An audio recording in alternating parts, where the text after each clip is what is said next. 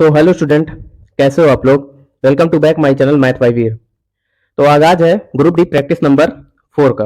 ये जो हम संघर्ष सीरीज चला रहे हैं, इसमें से मैं 3 प्रैक्टिस सेट करा चुका हूं जो एग्जाम ओरिएंटेड है, और एग्जाम में ही आने वाले बेहतरीन क्वेश्चन का कंपाइलेशन कराकर मैं 3 प्रैक्टिस सेट करा चुका हूं। आपका प्रैक्टिस सेट नंबर 4 स्टार्ट करते हैं बिना टाइम वेस्ट किए हुए। तो पहला क्वेश्चन है, एक व्यापारी एक वस्तु को 20% हानि पर बेचता है। यदि वह इसे 240 अधिक में बेचता है तो उसे 10% का लाभ होता है। तो वस्तु का क्रय मूल्य। देखो यहाँ पे 20% की उसे हानि हो रही है और फिर बाद में कितने का होने लगा, 10% का लाभ होने लगा। कब? जब 240 रुपए अधिक में बेचने लगा। तो ध्यान देना, यहाँ से 20% की हानि हो रही थी तो बेचा कितने में था उसने, 80% में। ठीक है, यहाँ से 10% का बाद में लाभ हो गया तो यहाँ पे कितने का प्रॉफिट हुआ, 10% का हुआ तो 110 रुपए में बेच दिया। दोनों का डिफरेंस कितना है, तो दोनों का डिफरेंस है आपका 30% का। ठीक है, और इसकी वैल्यू कितनी दी है, 240। 240 में अधिक बेचा ना उसने, फिर 3 से काटा, 3 × 8 = 24। 1% की वैल्यू 8, तो 100% की वैल्यू यहाँ पे कितना आ गई, 800। यही हमारा क्या है, क्रय मूल्य। ठीक है, ए नंबर आंसर।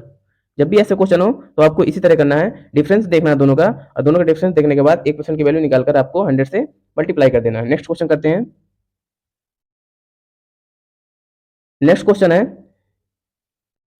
नेक्स्ट क्वेश्चन है, कह रुपए 10,000 पर 2 वर्षों के लिए 10% प्रति वर्ष पर चक्रवृद्धि ब्याज और साधारण ब्याज में अंतर कितना होगा। तो ध्यान देना, यहाँ पे दो तरीके हैं, एक तो आप फार्मूले से कर सकते हैं और एक आप परसेंटेज से कर सकते हैं। तो जैसे मैंने परसेंटेज से किया तो यहाँ पे 10% है, तो 2 वर्ष में साधारण ब्याज से 10% कितना हो जाएगा, 20%। साधारण ब्याज पर कोई भी एक्स्ट्रा ब्याज नहीं लगती, इसलिए 20% हो गया। लेकिन जब चक्रवृद्धि ब्याज आएगा तो ब्याज पर भी ब्याज लगती है, इसलिए ये सक्सेसिव पर चलता है। जैसे मैंने कहा 10% है तो 10 से 11 हो गया, फिर 10 से 11 हो गया, तो टोटल जो राशि थी वो 100 से कितनी हो जाएगी, 121 हो जाएगी। इसका मतलब यहाँ पे हमारा कितना ब्याज लगा, 21%। कितना परसेंट लगा, 21%। और 20% और 21% की वैल्यू कितनी है, कितने का अंतर है इनके बीच में, 1% का अंतर है। 20% और 21% के बीच में कितने का अंतर है, 1% का। और यहाँ पर राशि कितनी है, 10,000। तो 10,000 की राशि में हमें 1% की वैल्यू निकालनी है, इसी का तो अंतर निकालना है। 2 जीरो से 2 जीरो कट गया, कितना आ गया, 100। 100 इसका अंतर आ गया, ए नंबर आंसर। ठीक है, नेक्स्ट क्वेश्चन करते हैं। अच्छा ठीक है, इसका एक हम बता रहे हैं उसका फार्मूले से। ठीक है, तो यहाँ पे फार्मूला क्या होता है, ध्यान देना कि यहाँ पे फार्मूला होता है आपका, यहाँ पे फार्मूला होता है CI - SI = PR² divide by 100 का स्क्वायर। ठीक, ये फार्मूला होता है, और ये फार्मूला पिछली वीडियो में भी करा चुका हूँ और बेहतरीन तरीके से इसका सॉल्यूशन कराया। ठीक, और चक्रवृद्धि ब्याज से एक वीडियो भी बनाया मैंने, उसको आप देखिए, आपके सारे डाउट क्लियर हो जाएंगे। तो इस पर आपको कैसे करना है, जैसे मैंने कहा पी की जगह आपको 10,000 रखना है, और आर कितना है 10, तो इसका स्क्वायर 100 हो जाएगा, और यहाँ पे 100 का स्क्वायर क्या हो जाएगा, 10,000। 10,000 से 10,000 कट जाएगा, 100 बच जाएगा आंसर। नेक्स्ट क्वेश्चन करते हैं। नेक्स्ट क्वेश्चन करा है एक्स की वैल्यू फाइंड आउट करो। तो यहाँ से ध्यान देना, हम यहाँ पे एक्स की वैल्यू कैसे निकालें। जैसे मैंने कहा ये टोटल वैल्यू यहाँ से यहाँ तक की दी है, यहाँ से यहाँ तक की दी है 10। ठीक है, टोटल। अब यहाँ पे इसकी वैल्यू है 10 - x और इसकी वैल्यू है x। तो अब करेंगे कैसे इसको, ध्यान देना, इस वाले ट्राइंगल के लिए और इस वाले ट्राइंगल के लिए DOT और TOA, इस ट्राइंगलों के लिए जो परपेंडिकुलर है वो आपको क्या है, दोनों का सेम है। तो आप यहाँ पे फार्मूला लगा सकते हैं, परपेंडिकुलर का स्क्वायर, पाइथागोरस थ्योरम, परपेंडिकुलर का स्क्वायर इक्वल टू हाइपोटेनस का स्क्वायर माइनस बेस का स्क्वायर। तो यहाँ पे आप जैसे ही यूज करेंगे तो परपेंडिकुलर तो दोनों का सेम है, तो यहाँ पे हाइपोटेनस का स्क्वायर माइनस बेस का स्क्वायर, मतलब कर्ण का स्क्वायर माइनस आधार का स्क्वायर जैसे ही आप लगाएंगे तो यहाँ पे कर्ण कितना है 8, तो 8 8 का 8 8 64 माइनस 10 माइनस x का whole square is equal to, अब यहाँ पे इसका कर्ण कितना है 6, तो 6 का स्क्वायर कितना होता है 36 माइनस एक्स स्क्वायर, तो यहाँ पे कितना आ जाएगा 64 माइनस 100। और यहाँ पे जब फार्मूला खोलोगे तो यहाँ पे प्लस आएगा, लेकिन ये वाला माइनस का चिन्ह इसे भी माइनस कर देगा, तो यहाँ पे हो जाएगा एक्स स्क्वायर, और यहाँ पे माइनस आता है तो ये माइनस का चिन्ह से प्लस कर देगा, तो यहाँ पे हो जाएगा 2ab से 20x। ठीक है, is equal to 36 minus x square, यहाँ माइनस का कट जाएगा, यहाँ पे 20x की वैल्यू निकालनी है, यहाँ से हमें मतलब x की वैल्यू निकालनी है। तो यहाँ से x की वैल्यू जो आएगी, ये 100 माइनस का है उस तरफ जाएगा तो प्लस का हो जाएगा, तो ये 36 और ये 100 दोनों मिलकर 136 हो जाएंगे, और ये प्लस का है माइनस का हो जाएगा उस तरफ, तो कितना हो जाएगा 64। 136 में 64 जाएगा, तो यहाँ पे 20x करो, 136 में 64 जाएगा, कितना आएगा 72, और 72 में ये 20 मल्टीप्लाई में है तो यहाँ डिवाइड में जाएगा, तो कितना आ जाएगा, कटेगा तो आ जाएगा 3.6। ठीक है, कुछ नहीं किया मैंने, सिर्फ बराबर किया है और सॉल्व कर लिया है, यहाँ पर ए नंबर आंसर। ठीक है, मैंने यहाँ पे सिर्फ इतना कहा कि ये परपेंडिकुलर आपका सेम है, किसके लिए? इस ट्राइंगल के लिए, ठीक, और इस ट्राइंगल के लिए आपको दोनों का परपेंडिकुलर क्या है? सेम है। तो यहाँ पे आप परपेंडिकुलर बराबर, मैंने बता ही दिया, पाइथागोरस थ्योरम से तुरंत आंसर आ जाएगा। कैलकुलेशन है, जितनी स्पीड में करेंगे उतनी लिया जाएगा। नेक्स्ट क्वेश्चन करते हैं। नेक्स्ट क्वेश्चन कह रहा है एक मिश्रण में दूध और पानी का अनुपात 7:3 है। जैसे मैंने कहा ये दूध है और ये पानी है, इसमें 7:3 है। अब कह रहा 5 लीटर पानी मिलाने पर अनुपात कितना हो जाता है? 7:5। 5 लीटर पानी मिलाया है ना हमने, दूध को तो नहीं मिलाया। यहाँ पर आपके लिए तो एक सुविधा हो गया कि यहाँ पर दूध को क्या दी है? क्वांटिटी सेम दी है। यहाँ पर अगर दूध की क्वांटिटी अलग कर देता, जैसे यहाँ पे 7:3 है और यहाँ पे कह देता 6:5 हो गया, तब आपको यहाँ पे क्या करना पड़ता? दूध को दोनों को क्या करना पड़ता? सेम करना पड़ता। क्यों? क्योंकि दूध तो मिलाया नहीं गया, लेकिन यहाँ पर ये पहले से सेम किए हुए है, तो यहाँ पे हमारा एक काम इसने इजी कर दिया। तो यहाँ पे कितना पानी मिलाया गया? 5 लीटर। और यहाँ पर 3 से 5 की वैल्यू कितनी है?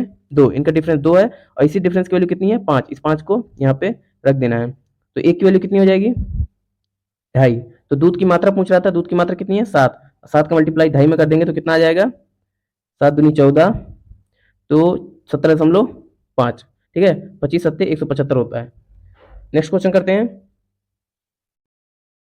नेक्स्ट क्वेश्चन आपका मेंसुरेशन से है। कह रहा है एक समकोण त्रिभुजाकार प्रिज्म की आधार त्रिभुज की भुजाएं 6 सेंटीमीटर, 8 सेंटीमीटर, 10 सेंटीमीटर है तथा ऊंचाई 20 सेंटीमीटर है।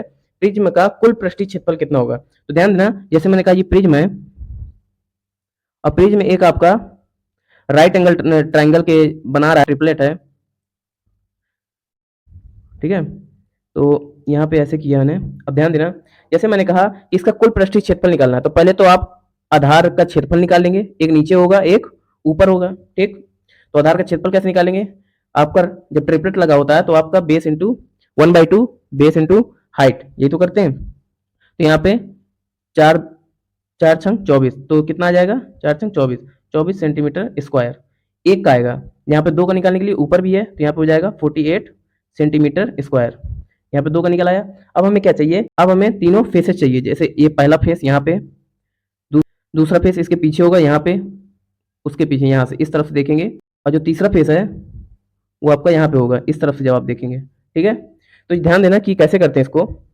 जैसे मैंने कहा ये साइड है आपकी 10, ठीक है, और ऊंचाई कितनी है? 20, ठीक। तो सबसे पहले अगर ये साइड 10 है, ऊंचाई 20 है, तो यहाँ से टोटल इसका क्षेत्रफल कितना आ जाएगा? 200 सेंटीमीटर स्क्वायर। क्यों? क्योंकि एक रेक्टेंगल दिख रहा है सामने से, ठीक है। यही सेम चीज वहां से भी करनी है। वहां से कितनी है साइड? 8। 8 गुणे 20 कितना हो जाएगा? 160। और सेम चीज यहाँ भी करनी है। यहाँ से ये साइड कितनी है? यहाँ से ये साइड कितनी है? 6। और यहाँ से हाइट कितनी है? 20। तो कितना हो जाएगा? ये हो जाएगा 6 दूनी 12, 120, ठीक है। अब इन तीनों को ऐड कर देना है, कितना आएगा यहाँ पे? यहाँ पे आएगा 0, यहाँ पे आएगा 8, और यहाँ पे हो जाएगा 2, 3 और 4, 480। अब 480 यहाँ से आ गया, और 48 हमने ऊपर और नीचे दोनों का क्षेत्रफल निकाला था, इसको ऐड कर देंगे तो आ जाएगा 8, 2, 5। पीछे से 8, 2, 5, ये रहा सी नंबर आंसर, ठीक है। इसको आप ऐसे करेंगे तो ज़्यादा इजी हो जाएगा। यहाँ पे जो फिगर है वो 3D फिगर है, आपको 3D माइंडली सोचना होगा कि कैसे क्या फेसेस है, ठीक है। कठिन कुछ नहीं है। नेक्स्ट क्वेश्चन करते हैं। नेक्स्ट क्वेश्चन है, दो संख्याओं का एचसीएफ एलसीएम का अनुपात 1:21 है। यदि संख्याएं 42 और x है और उनका एचसीएफ 6 है तो x का मान बताइए। देखो यहाँ पे एचसीएफ और एलसीएम का अनुपात कितना दिया है? 1:21, और एचसीएफ यहाँ पे कितना दिया है? 6। अगर एक अनुपात की वैल्यू 6 है तो 21 का कितना हो जाएगा? 21 का हो जाएगा 6 कम 6, 6 दूनी 12, मतलब एलसीएम हमारा कितना निकला है? 126। और एचसीएफ कितना है? 6, और यहाँ पे एक नंबर दिया है 42, तो दूसरी नंबर निकालना लेंगे, तो यहाँ पे हो जाएगा LCM multiply HCF is equal to first number multiply second number. Second number निकालना है, तो 6 से काटा 6 7 42, 7 से काटा 7 1 7, 7 8 56, 18 आंसर। यहाँ पे 18 नहीं है, एक सेकंड, इसको 18 कर लेना, बी नंबर आंसर, ठीक है। नेक्स्ट क्वेश्चन करते हैं। तो नेक्स्ट क्वेश्चन है, दो संख्याएं 4:5 के अनुपात में है, उनका एलसीएम 100 है, तो संख्याएं क्या है? तो देखो इसका सीधा सा फंडा है कि यहाँ से आप 4 × 5 कर दो तो कितना हो जाएगा? 4 5 20, तो 100/20, और जैसे से काटेंगे कितना आ जाएगा? 5। अब बस इनको संख्या से गुणा कर दो, 5 चौको 20, एक संख्या आ गई 20, और दूसरा हो जाएगा 5 25, एक संख्या आ जाएगी 25। सिंपल है बिल्कुल, ए नंबर आंसर, ठीक है। नेक्स्ट क्वेश्चन करते हैं।